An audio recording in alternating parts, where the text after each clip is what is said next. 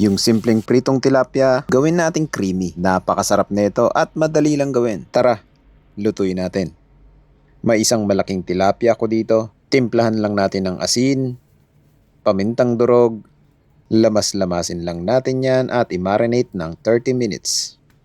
Gumamit din ako ng isang pirasong carrots, balatan lang yan at chop-chopin na kagaya nito. Isang malaking sibuyas, chop-chopin lang natin ng pinong-pino.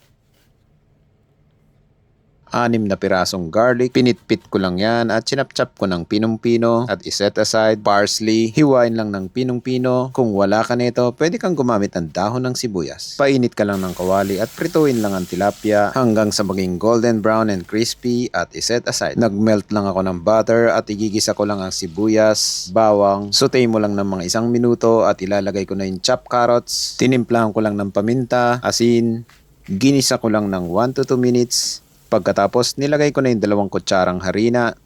Gisain lang natin yan hanggang sa maluto yung harina. Pagkatapos, ilalagay na natin ang evaporated milk. Pwede ka rin gumamit ng fresh milk dito. Pero mas malasa kung evaporated milk. Nilagyan ko rin ng 1 pirasong chicken cube, chili flakes, parsley. Haluin lang natin yan hanggang sa lumapot.